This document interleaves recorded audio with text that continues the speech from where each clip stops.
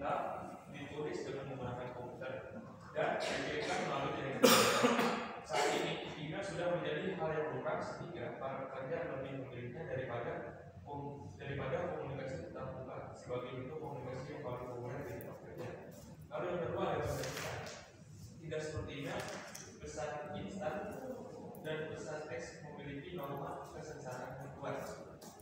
Norma kesegeraan yang kuat, artinya penerima diharapkan merespons pesan untuk dengan cepat dan singkat seperti pesan maaf. Lalu yang terakhir dari komunikasi tertulis adalah pemrosesan bahasa alami. Pendekatan penambahan data dan kecerdasan buatan atau AI untuk menganalisis dan mempelajari data ini mendapat banyak manfaat dari repositori komunikasi bisnis tertulis. Next ada komunikasi nonverbal. Yang pertama ada body language and movement, yaitu bahasa tubuh dapat menyampaikan status, tingkat keterlibatan, dan keadaan emosi. Lalu yang kedua, kontak dan indera. Yang pertama di sini ada A, bunyi dan intonasi vokal, terkadang disebut para bahasa. Lalu yang B, ada B, ciuman dan bau adalah bentuk komunikasi nonverbal yang kuat dan simbolis di tempat kerja yang dapat membangkitkan sejumlah emosi. Lalu yang ketiga ada ruang fisik dan penggunaan waktu. Penting bagi perilaku nonverbal, misalnya beberapa debat kita berdiri dengan orang lain, mengirimkan sinyal komunikasi yang halus bahwa kita menyukai dan menerima mereka. Oke, mengenai objektif itu akan dibawa ke rumah saya. Oke, setelah dibahas poin tadi ayo dong yang bagus komunikasi Pak. Antara ekspektasi dan realita harus. Oke, di awal 2 ini kita memilih metode komunikasi. Tujuan dari awal 2 ini adalah mengevaluasi cara kita memilih metode komunikasi dan mengatasi hambatan komunikasi yang efektif.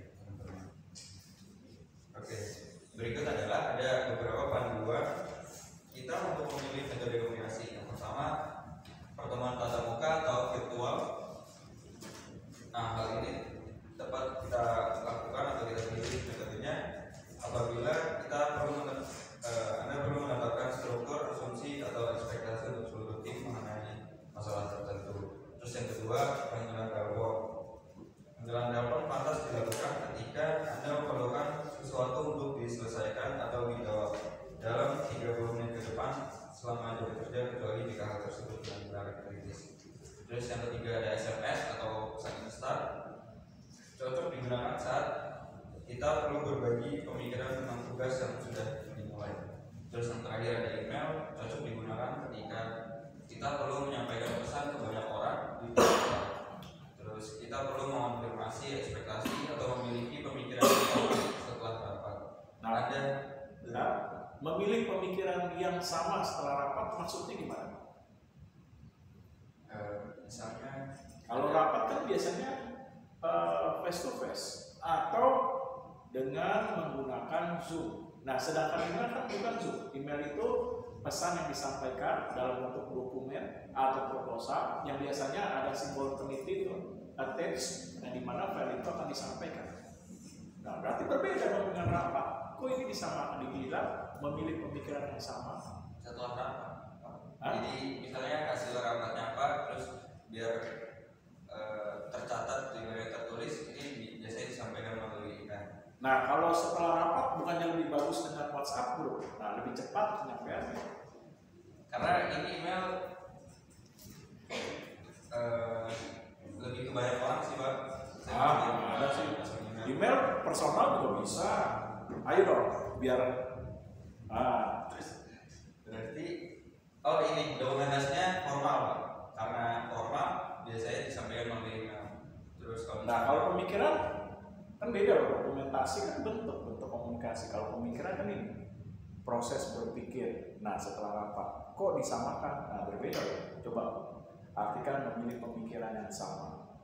Nah, ayo biar euforianya dapat kan, tadi euforianya begini. Nah, coba. Ayo biar euforianya dapat. memiliki pemikiran sama berarti gimana Pak? Ini juga nggak tahu Pak.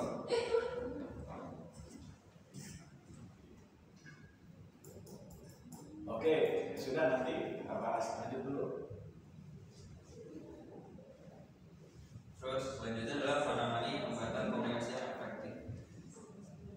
Nah, Beberapa hambatan dapat memperlambat atau mengganggu komunikasi yang efektif.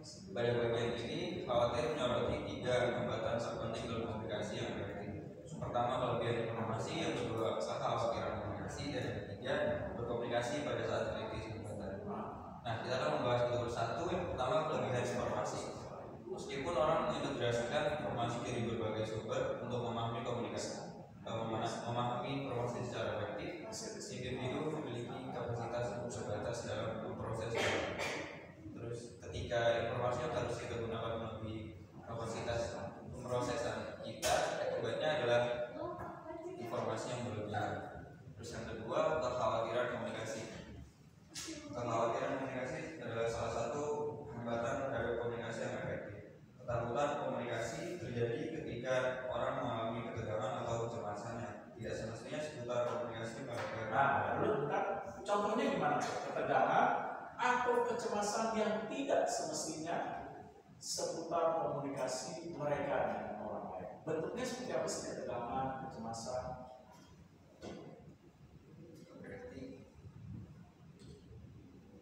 Ayo bro, what's up bro? Nah, ayo. Bapak super. Tadi saya udah semangat melihat itu. Oh, nah, saya akhirnya terbuka.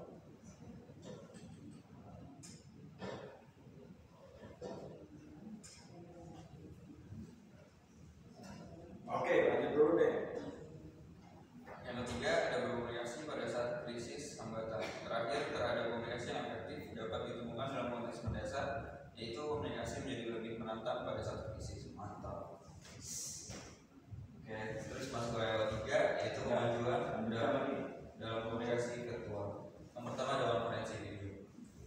Pandemi COVID-19 telah menyebabkan jumlah orang yang memiliki peralatan atau software dan aplikasi konferensi video dalam jumlah yang belum pernah terjadi sebelumnya. Pada bulan Maret 2020, awal pandemi di Amerika Serikat terdapat 62 juta kebutuhan pada platform seperti Google Hangout, Meet, Microsoft Teams, dan lain-lain, naik 90% dari rata-rata sebelum COVID-19. Terus yang kedua ada blogging, vlogging, dan podcasting. Meskipun banyak orang yang memonetisasi blog, vlog, dan podcast sebagai wirausahawan tunggal, organisasi juga mengikuti tren ini dan memulai tren mereka sendiri dengan harapan dapat terhubung dan terlibat dengan audiens mereka. Dalam ketiga kasus tersebut, peningkatan akses terhadap peralatan audio visual yang dulunya sangat mahal telah memungkinkan peralatan tersebut menyebar dengan cepat. Terus yang ketiga ada e-kolaborasi atau e-learning. Meskipun banyak orang yang memonetisasi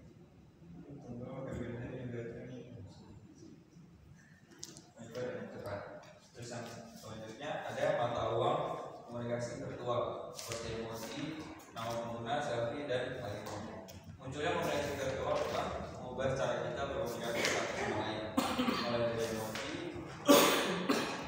hingga ekspresi diri dengan nama pengguna dan foto.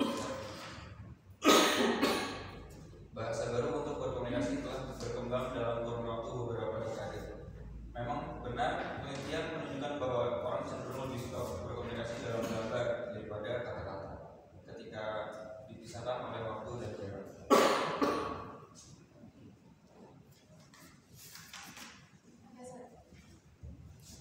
Selanjutnya di sini adalah aplikasi perangkat, yaitu smartphone, sosial media,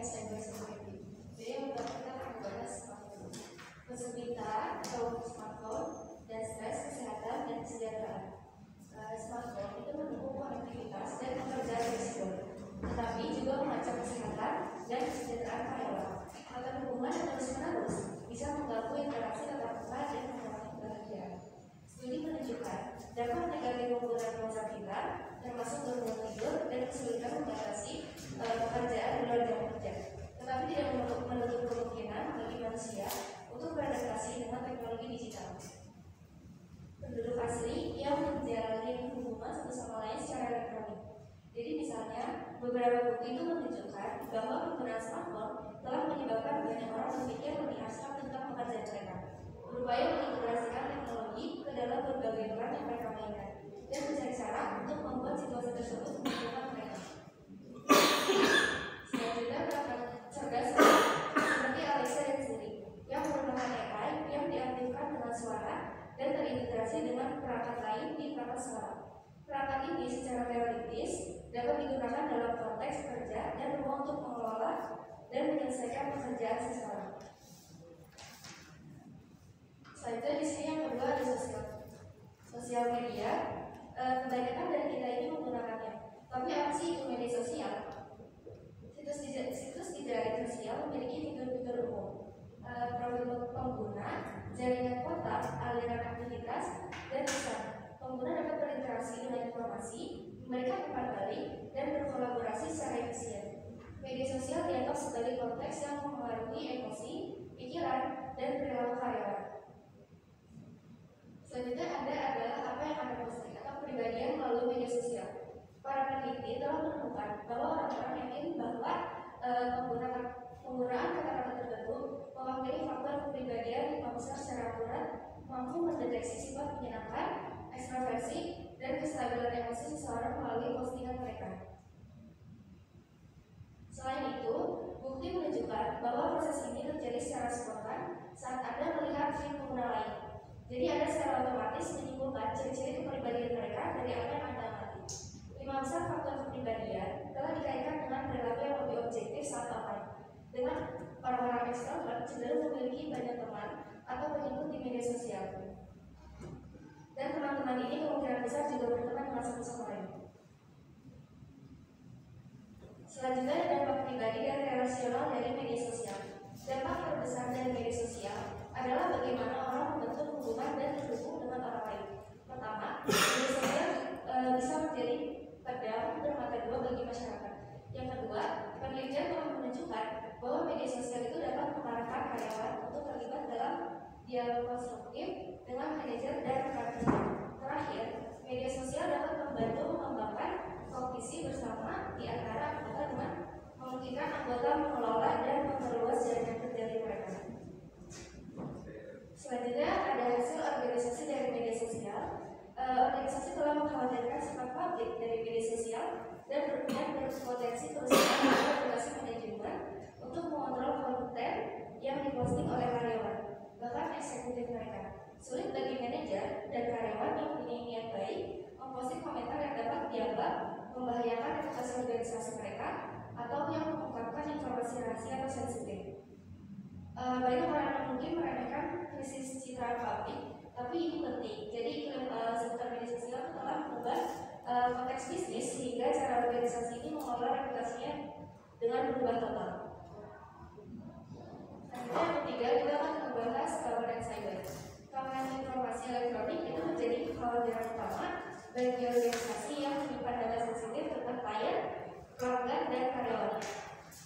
Ancaman keamanan cyber itu bisa berasal dari berbagai sumber dengan berbagai motivasi, seperti penyerang terorganisir, misalnya kayak teroris dan mata-mata, lalu karyawan tidak puas, peretas, atau penjahat profesional, dan bahkan amatir, misalnya orang yang jahat atau ingin tahu yang menyukai sensasi peretasan. Manajemen cenderung memantau aktivitas online karyawan untuk mengurangi risiko. Meskipun hal ini dapat dianggap invasif oleh karyawan yang juga khawatir akan privasi mereka. Jadi yang dapat dilakukan pengusaha untuk memitigasi ancaman pelanggaran data dan juga kekayaan intelektual, di sini ada 3. Yang pertama itu memahami ancaman-ancaman tersebut untuk memitigasinya. Yang kedua, membangun budaya yang menghargai keamanan cyber. Yang ketiga juga beradaptasi terhadap ancaman keamanan cyber yang terus. Oke, stop dulu. Nah, hari ini kita akan bahas mengenai komunikasi. Nah, kalau kita bicara komunikasi, maka sebagai manusia, komunikasi itu hal yang lumrah atau biasa yang kita lakukan, seperti dalam kantin atau di dalam kelas ini ataupun di dalam perusahaan. Nah, kita melakukan komunikasi, baik komunikasi yang bersifat formal maupun komunikasi yang bersifat non formal atau informal.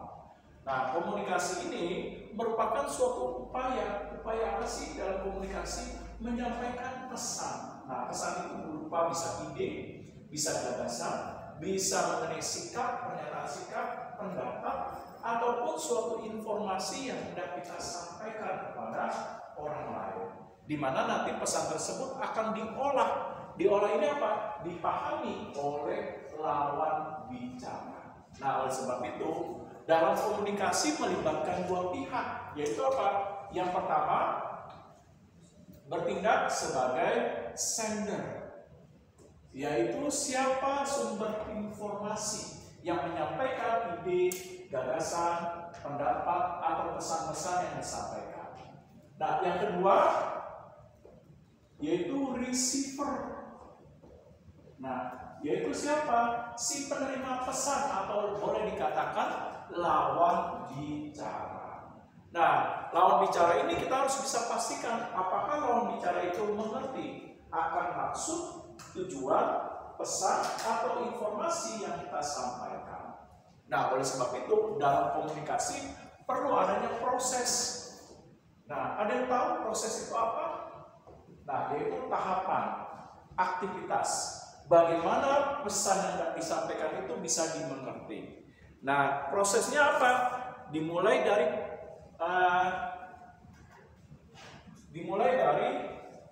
sender. Nah, sender ini pesan apa yang akan disampaikan? Nah, selanjutnya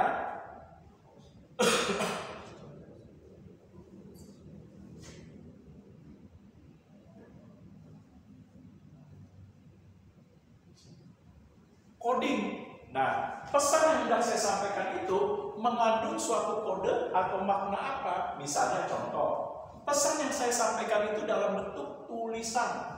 Nah, tulisan dalam bentuk kodenya adalah terdiri dari beberapa huruf yang digabungkan menjadi kata.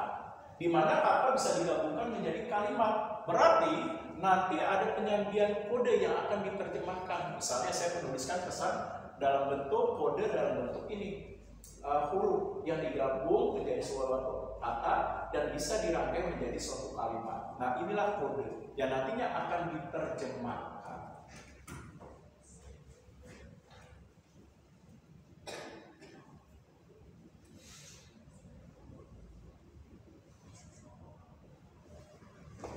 Nah, karena menggunakan kode berarti pesan-pesan yang disampaikan tersebut akan nanti diterjemahkan atau diartikan berdasarkan penyajian terhadap pesan tersebut. Seperti tadi, kalau dalam bentuk tulisan, dalam bentuk huruf yang dirangkai menjadi kata dan kalimat, nah ini artinya penyajian pesannya yang disampaikan.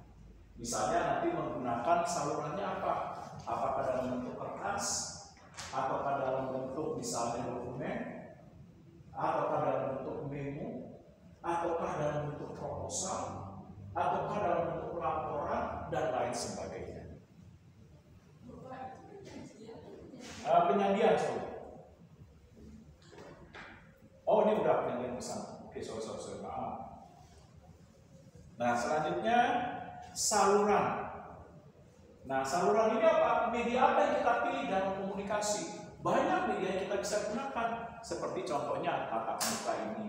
Bisa menggunakan telepon, bisa menggunakan seperti lagu bank, SMS, siapa ini, nah, bisa SMS, bisa dalam bentuk WhatsApp, bisa dalam bentuk video call, bisa dalam bentuk email, dan lain sebagainya. Nah, kita bisa memilih saluran komunikasi apa yang efektif.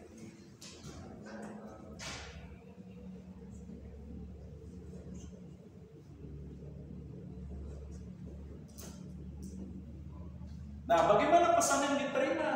Nah, artinya pesan ini akan diterjemahkan.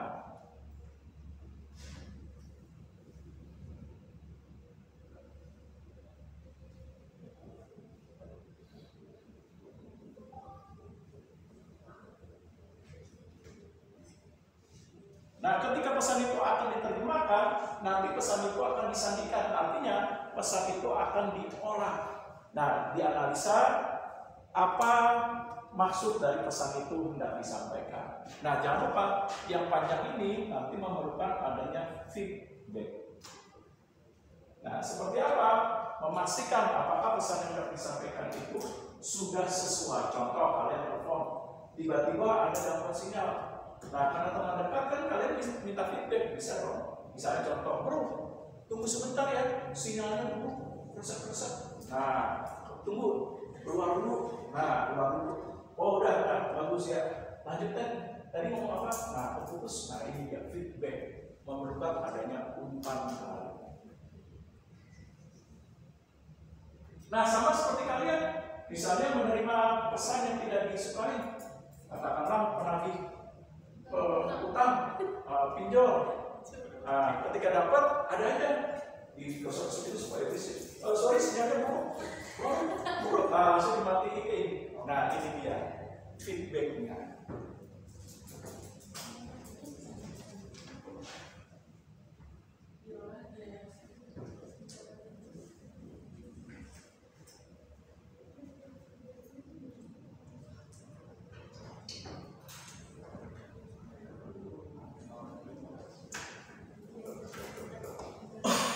Ingat, namanya proses komunikasi, terkadang ada hambatan. Hambatan itu apa?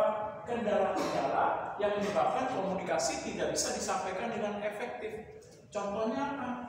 Contohnya misalnya pada saat menyampaikan pesan, lingkungan tidak mendukung, bising, suaranya bergema. Lalu apa lagi? Nah, kalau menggunakan teknologi, tiba-tiba sinyalnya buruk. Lagi ngomong enak-enak, tiba-tiba terganggu, pulsanya habis. Nah, nah ini merupakan suatu gangguan. Lalu apa lagi bentuk gangguan komunikasi? Tidak bisa berkomunikasi terhadap perbedaan usia. Nah, orang usia yang lebih tua, manggilnya apa Min? Nah, ini dia tidak bisa melakukan komunikasi dengan baik ketika menghadapi perbedaan usia. Lalu apa lagi? Tidak bisa menempatkan waktu dalam menggunakan kata bahasa yang baik. Misalnya situasi formal karena kebiasaan berdua, akhirnya terbiasa dibawa. Gue lagi nggak bisa nih. Nah, padahal dia lagi ngomong pimpinan. Nah, ini merupakan gangguan dalam komunikasi. Pasti pimpinan marah. Mau sekalian manajer dulu. Emang posisi Anda apa? Nah, pasti manajer akan marah. Nah, oleh sebab itu perlu memperhatikan bagaimana gangguan dalam komunikasi. Nah, dalam komunikasi, selain proses, ada bentuk arah dalam komunikasi. Nah, arahnya apa? Dalam organisasi, komunikasi mengikuti struktur organisasi. Misalnya contoh seperti ini.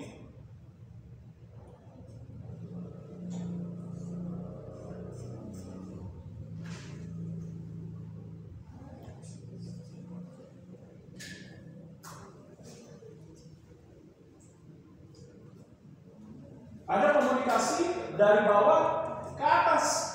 Bentuknya seperti apa? Dari bawah ke atas. Nah, misalnya pekerja menyampaikan laporan, menyampaikan saran, masukan, kritik. Nah, ini dia. Nah, kalau dari bawah ke atas, dari atas ke bawah. Masih tugas. Iya, memberikan perintah, memberikan kewenangan, lalu mengambil keputusan, merencanakan, melakukan evaluasi, pengawasan. Nah, ini dia. Nah, ada bentuknya seperti ini, horizontal. Nah, apa nih bentuk komunikasi horizontal dalam organisasi? Horizontal. Ya, berbagi tugas, kewenangan dan tanggung jawab yang dilakukan perusahaan dalam suatu area divisi. Misalnya divisi pemasaran terbentuk dari penjualan, ada iklan, ada humas dan lain sebagainya. Nanti mereka bisa saling berkomunikasi, berbagi tugas, peran dan tanggung jawab. Ada dalam bentuk silang. Nah, seperti ini. Nah, seperti apa dalam bentuk silang? Matriks.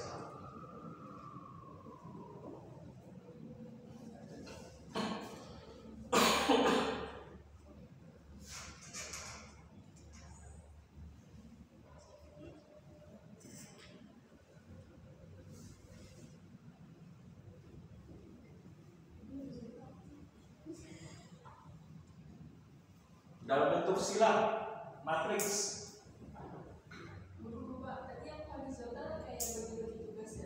Ya, bisa berkoordinasi, berinteraksi dengan berbagai tugas, kewenangan dan tanggung jawab. Misalnya dalam departemen pemasaran, tadi contohnya ada bagian PR, ada advertising, ada penjualan, ada bagian komponen produk. Nah, ini bisa saling berbagi tugas dan kewenangan serta tanggung jawab dalam divisi pemasaran. Nah, ini horizontal. Ada silang matriks. Seperti apa nih matriks? Nah, contohnya seperti ini. Matriks apa nih? Matriks.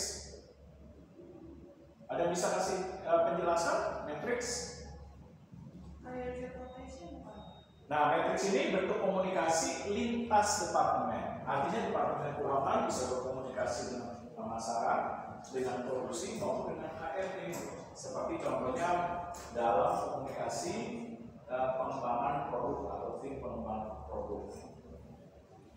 Nah, selain kita mengetahui arah dari komunikasi, maka kita juga harus tahu bagaimana sifat daripada komunikasi. Nah, sifat dari komunikasi itu ada yang bersifat formal dan non formal. Nah, formal itu apa sih? Bentuk komunikasi mengikuti ketentuan, aturan, serta mekanisme dan standar baku. Misalnya dalam rapat, dalam seminar, simposium, diskusi ilmiah, dan lain sebagainya. Non formal apa? Non formal bentuknya desas-desus, gosip. Nah, habis ini cerita, gila bu tadi dicecer, begini loh. Wah, ini dia dalam bentuk gosip, desas-desus, selentingan. Yang dimana informasinya kalau gosip apa sih? Bisa ditambahkan, nah, bisa dikurangi, bisa tidak sesuai dengan fakta, dilebih-lebihkan. Nah, ini dia.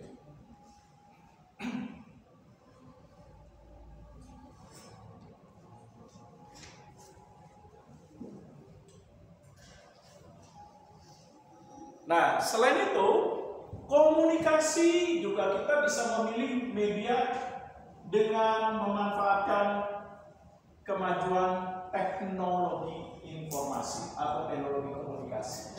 Seperti apa? Seperti pertama, kita bisa menggunakan telepon.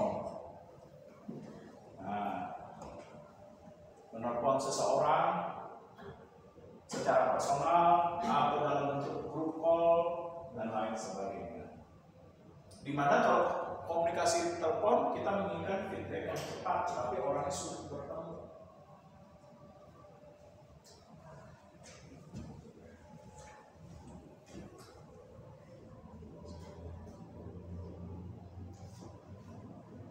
Nah, video call seperti apa? Nah, yaitu ingin mengetahui komunikasi di mana terkendala waktu dan tempat, tapi ingin tahu bagaimana sih kondisi orang tersebut. Nah, ini dia video call.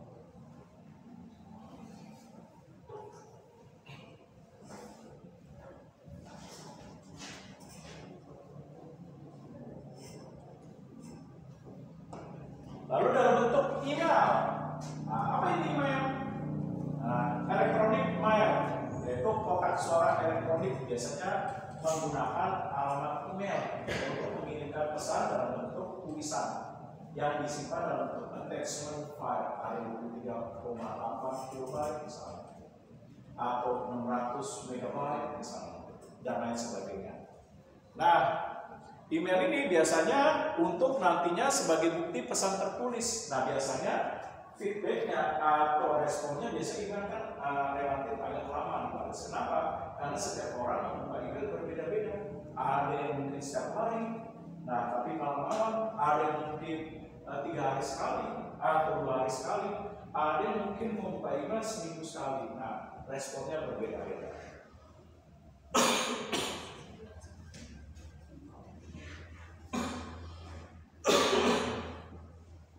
Lalu apa lagi? Menggunakan medsos. Apa ini medsos? Media sosial. Seperti apa? Facebook, Twitter, Line, Instagram, Pinterest, dan lain sebagainya. di mana kita bisa apa nih, memposting aktivitas kita dalam bentuk foto, video, atau mengungkapkan pemikiran, misalnya kesalahan orang kita tuliskan, curhat dan lain sebagainya.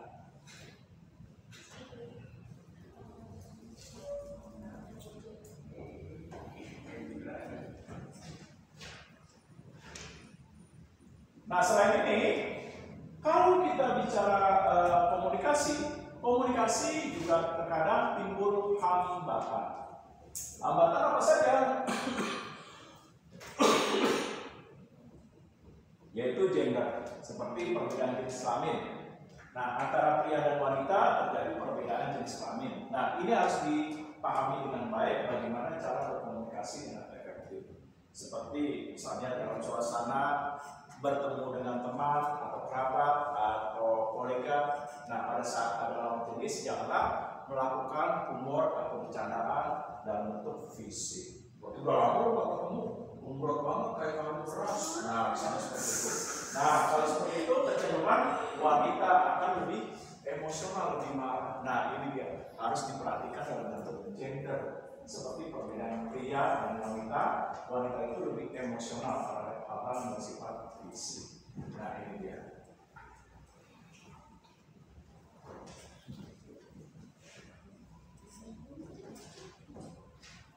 Nah, lalu apa lagi? Perbedaan usia. Nah, begitu juga terhadap perbedaan usia. Ketika kita berkomunikasi dengan usia yang berbeda, katakanlah perbedaannya cukup jauh, signifikan 5 tahun, 4 tahun, atau 3 tahun. Nah, maka gunakanlah bahasa-bahasa yang sifatnya formal atau bahasa yang mudah untuk dipahami.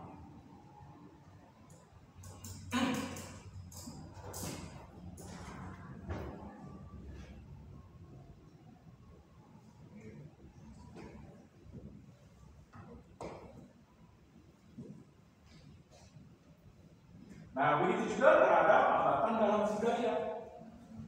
Nah, budaya memberikan pengaruh juga terhadap nilai komunikasi. Contohnya apa? Nah, contohnya misalnya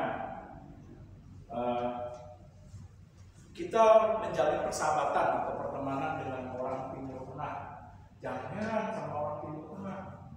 Nah, kalau orang pada umumnya menghormati tamu kan cukup dengan salaman. Kalau orang Timur Tengah nggak puas dengan salaman. Nah, mereka bisa salaman, pelukan, nah kumis dengan kumis, jenggot dengan jenggot harus nempel. Nah, nanti ini. Nah, ini ya. Kalau kita nggak tahu, jijai, bajai, misalnya, nggak boleh seperti itu. Karena kenapa? Dalam komunikasi ada perbedaan terhadap culture, budaya.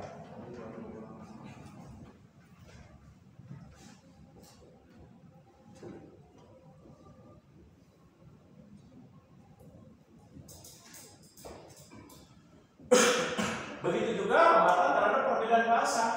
Nah, gunakanlah bahasa-bahasa yang standar nasional. Nah, terkadang ketika kita tidak menggunakan bahasa yang bersifat nasional atau internasional, nah lebih banyak menggunakan bahasa dialek misalnya daerah, itu hati-hati kan. Terkadang ada perbedaan arti dan makna. Contoh, kalau kita berteman dengan orang Jawa, disuguhkan makanan, bilangnya ini jangan sayur, ini jangan ayam, ini jangan sambal. Nah, kalau orang yang biasa bahasa Indonesia, semuanya nggak boleh. Nah, padahal dalam bahasa Jawa artinya jangan, silakan ini sayur, silakan ini ayam goreng. Nah, itu jangan. Nah, begitu juga dalam bahasa Sunda. Nah, kalau bahasa Sunda atau bahasa Indonesia berbeda. Nah, contoh ayam goreng.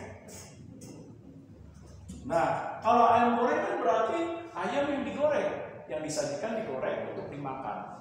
Nah, kalau orang Sunda jangan nulis sini, mereka harusnya nulis goreng ayam.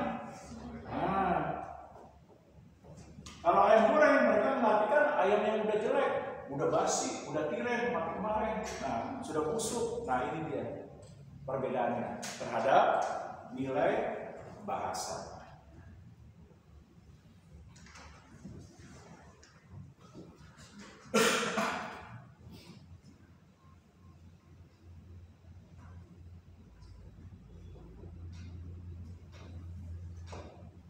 Nah, lalu emosi.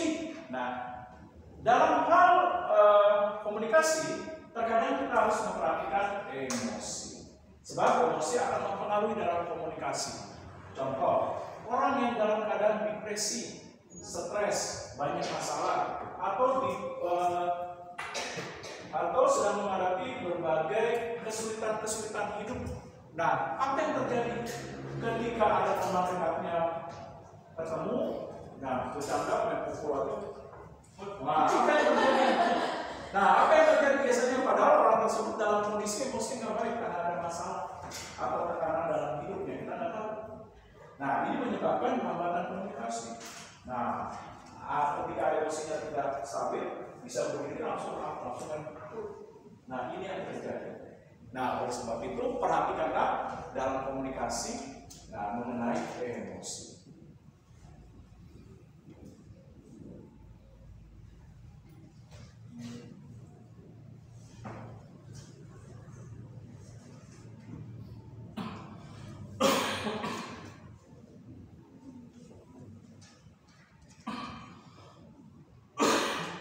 Nah, begitu juga dalam pride. Apa ini pride?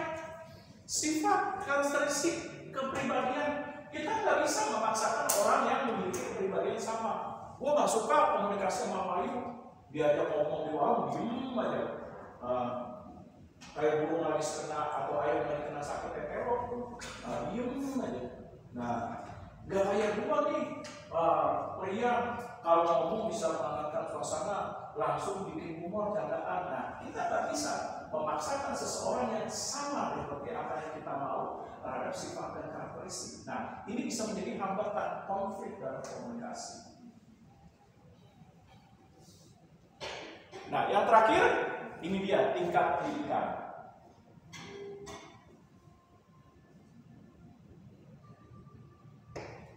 Nah, seperti apa tingkat pendidikan?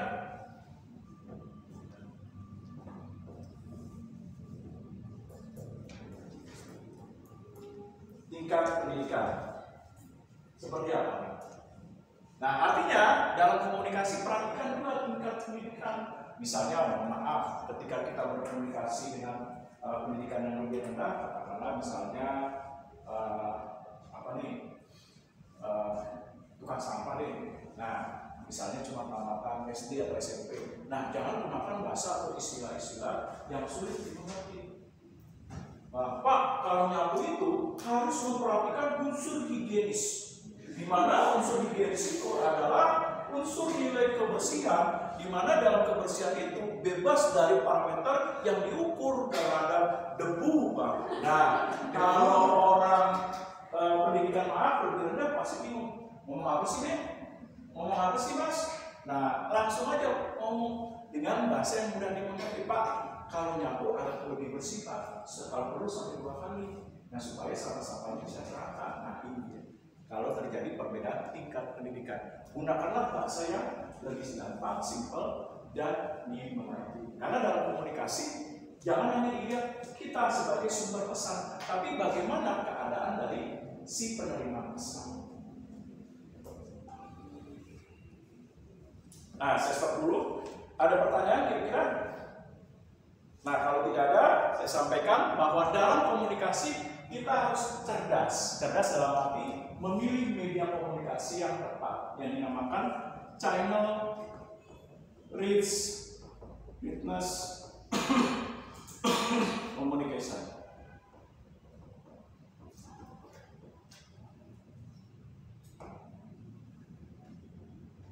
Nah, yaitu apa? Media di dalam melakukan komunikasi yang efektif. Nah, seperti contohnya,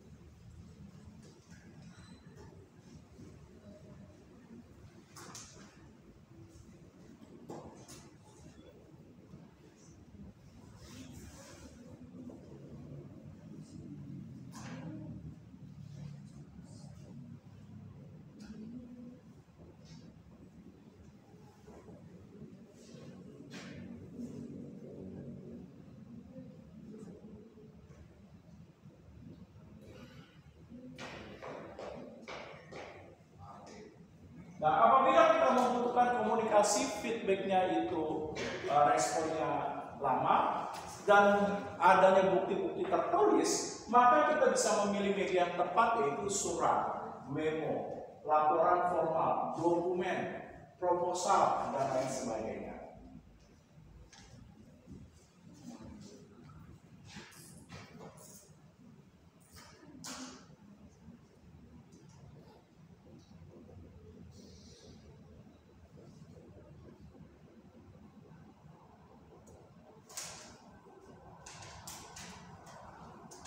Nah, selanjutnya, kalau kita menginginkan bentuk komunikasi secara lisan, di mana adanya bukti dalam lisan, kita bisa menyimpan dan kita bisa simpannya dalam bentuk record, direkam, menggunakan kalau dulu aku tape recorder, kalau sekarang ini bisa menggunakan handphone. Nah, seperti ini.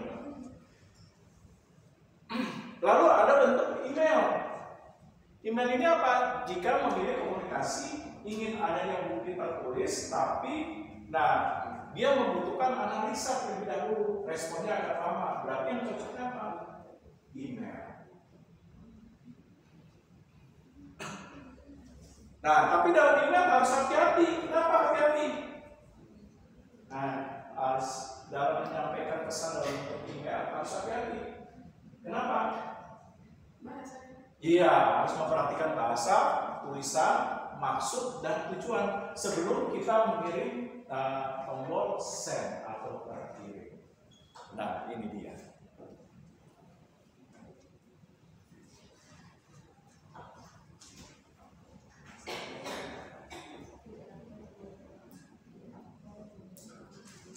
Nah, kalau kita pengen responnya cepat, pengen tahu sih orang tersebut reaksinya gimana terhadap pesan yang kita sampaikan. Berarti cocoknya apa? Face to face, tatap muka.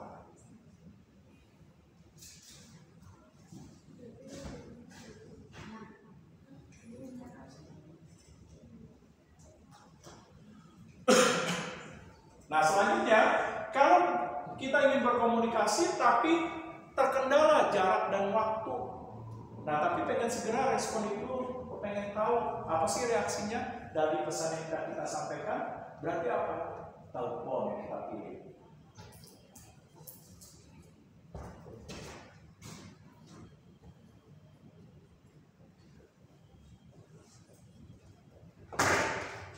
Nah, selanjutnya, kalau kita terkendala jarak, waktu, tapi pengen tahu reaksi responnya dan kondisi orang tersebut bagaimana terhadap situasi, kenapa dia sulit untuk bertemu. Nah, cocoknya apa?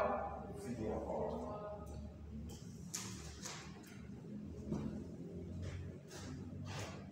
Lalu kalau kita ingin tahu reaksi seseorang secara cepat, nah terhadap apa yang disampaikan secara luas, maka cocoknya apa? Dalam bentuk pidato.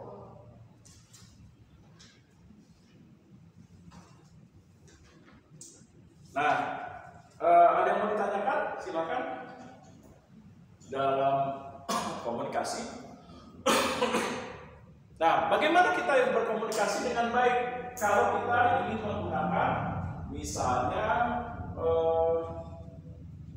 telepon yang sifatnya formal, misalnya telepon ke atasan karena untuk diberitahukan besok nggak masuk kerja karena sakit, misalnya demam. Nah, demam singkatan dari merindukan kasih sayang. Nah, apa yang kita lakukan kalau misalnya demam, flu, atau kita tidak bisa ke kantor karena kondisi benar-benar sakit, tidak memungkinkan untuk melakukan mobilitas. Nah, bagaimana kalau kita menggunakan telepon? Nah, karena harus perhatikan apa? Waktunya. Kira-kira waktu memadai kapan sih? Nah, jangan jam 12 malam. Nah, pilih waktu yang memadai. Kalau malam sampai jam 8 umumnya atau jam 9. Kalau pagi jangan terlalu pagi, jam 4 atau jam 3 pimpinan umumnya. Nah, Anda tahu jam berapa? Nah, yang umumnya kalau pagi orang jam 7, jam 8. Nah, kalau siang idealnya sampai jam 10 sampai jam 12. Nah, atau baik lebih baik lagi 11 waktunya makan siang. Nah, istilah anak zaman sekarang lagi kayak pusing. Nah, ini dia. Nah, selanjutnya kalau kita menggunakan WhatsApp, nah bagaimana yang baiknya? Misalnya kalian nih, ada yang udah bimbingan? Nah, anak-anak sudah bimbingan, pengen bimbingan terhadap dosen pembimbing yang ingin mengajukan skripsi bab 2 misalnya. Nah, bagaimana bentuk komunikasi yang baiknya? Nah, sifatnya formal. Iya, perhatikan waktu, tata bahasa, tanda baca, lalu memperhatikan juga bagaimana bentuk tulisannya. Nah, seperti bentuk tulisannya harus memakai unsur etika, mudah dipahami, dimengerti, tidak disingkat, langsung masuk kepada poinnya apa maksud dari komunikasi dilakukan. Misalnya contoh, selamat siang Bapak Jupiter, mohon maaf mengganggu waktunya. Apakah hari Selasa jam berapa? Misalnya jam 15 tanggal berapa, bulan berapa? Apakah bisa saya melakukan bimbingan skripsi Pak? Nah, kalaupun bisa, tempatnya di mana Pak? Nah, terima kasih untuk perhatiannya. Mohon maaf mengganggu waktunya. Nah, ini contohnya.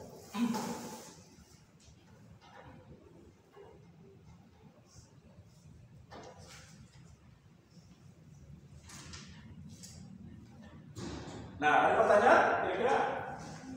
Oke, kalau nggak ada, lanjut.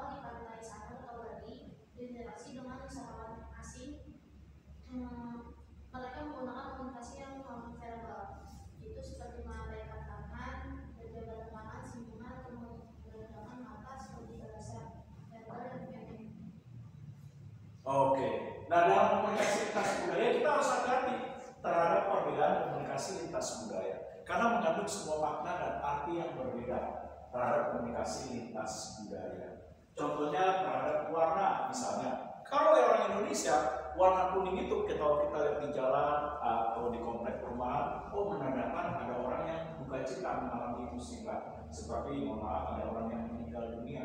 Tapi kalau di Thailand itu berbeda. Arti kuning adalah mereka sedang sukacita, sedang hajatan, pesta. Nah, entah itu pesta pernikahan, perkawinan, atau ulang tahun, atau sunatan dan lain sebagainya. Nah, berbeda lagi seperti di China. Nah, China itu melambangkan duka cita itu warna putih. Nah, ketika mereka menggunakan baju putih, mereka sedang duka cita. Nah, ini dia. Nah, ketika mereka menggunakan kebahagiaan, warna merah. Nah, coba di Indonesia pakai merah. Ya, kan sedang marah. Coba kenapa kalian waktu kecil diajarkan nggak boleh lah pakai pulpen merah. Kenapa bunda? Kan gitu. Karena arti merah sedang marah. Nah, ini perbedaannya. Lalu apa lagi? Perbedaan cara. Jangan lupa kalau orang Asia Timur kayak orang Jepang, Korea Selatan, Taiwan, Cina, Hong Kong. Nah, mereka menghargai tamu. Nah, dengan kalau orang Jepang menundukkan badan, mereka tidak terbiasa untuk bersalaman atau berpelukan. Nah, begitu juga di Taiwan, Korea Selatan, dan Hong Kong atau Cina. Biasanya menyambut tamu, kolega, rekan bisnis, mereka cukup menandatangani seperti ini, memberikan hormat. Nah, mereka tidak terbiasa untuk bersalaman atau berpelukan. Nah, ini contohnya. Nah, lalu apa lagi? Jangan lupa perbedaan apa lagi? Nah, cara berkomunikasi. Contoh, walaupun sama-sama menggunakan bahasa Inggris, orang Amerika terbiasa dan orang Inggris terbiasa dalam komunikasi yang sifatnya formal seperti how do you do, or how are you. Nah, kalau orang Afrika berkomunikasi dengan menggunakan bahasa Inggris, nah mereka lebih suka menggunakan bahasa slang, menanyakan gimana kabarmu, what's up bro. Nah, ini. Nah, kalau orang Malaysia dicampur dengan dialek Malaysia, macam mana? How are you? Nah, ini dia.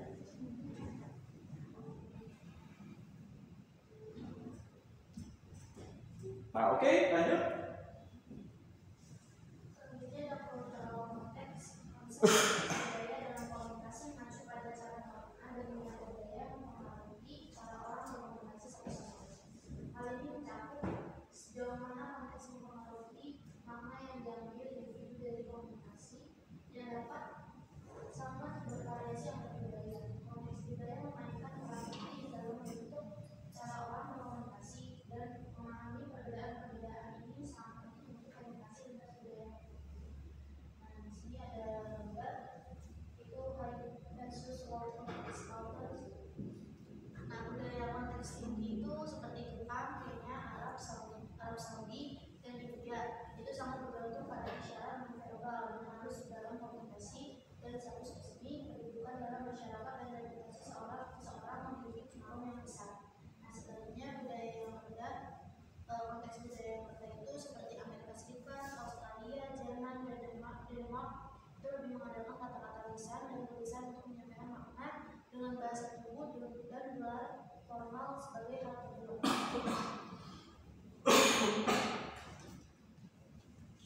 Nah, sebentar. Nah, kalau kita bicara komunikasi lintas budaya, memperhatikan high contact. Apa ini high contact?